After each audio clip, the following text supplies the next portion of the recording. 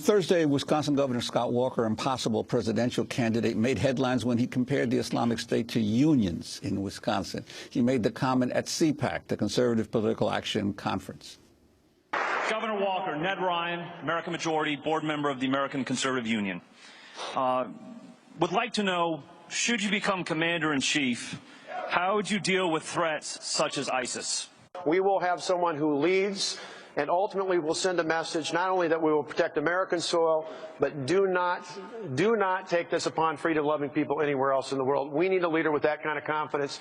If I can take on 100,000 protesters, I can do the same across the world.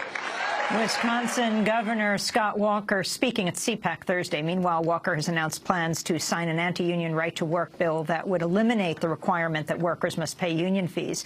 Joining us here in New York, the person who's usually in Madison, John Nichols. He's a political writer for The Nation, author of Uprising, How Wisconsin Renewed the Politics of Protest from Madison to Wall Street. In our last 2 minutes, John, the significance of Governor Walker comparing ISIL to the unions of Wisconsin. Well, I'm afraid it's not the first time that he has suggested that striking down these protests back in 2011 and continuing to try to prevent protests in the Capitol, trying to force protesters out, has somehow prepared him to deal with the world. And the tragedy of this is so profound on so many levels. First off, he is overestimating his own skills. Second, he is underestimating the challenges and the complexity of the threats from around the world. But most of all, he is deeply, deeply mischaracterizing those who rose up to challenge and question his policies.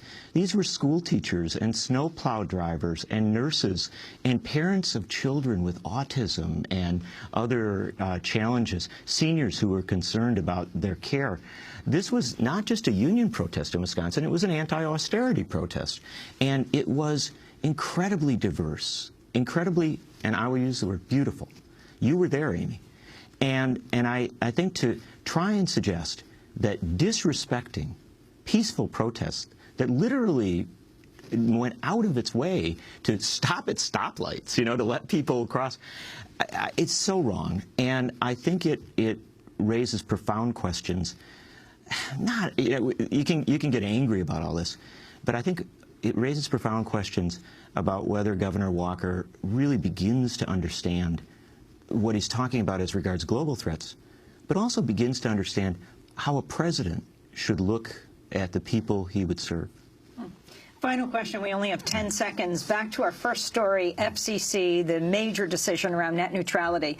You said you debated Tim Wu whether the term net neutrality should be the one that was used a decade ago. You started the show with Tim Wu, and Tim did not blow his horn hard enough. He and I have both been involved for a long time with the group Free Press, and Tim really was the person who argued for using the term net neutrality so we understood the internet, and that it had to be neutral with all forces. He was a profound figure in this, and frankly, you couldn't have picked a better guest to start the show with. Well, thank you, John Nichols, political writer for The Nation, author of Uprising. That does it for our broadcast. Democracy Now! Has a job opening, a part-time camera operator to work on our live broadcast here in New York. Go to democracynow.org for more information. Democracy Now! Produced by Mike Burke, Renee Feld, Sarah Mate, Namin Sheikh, Steve Martinez,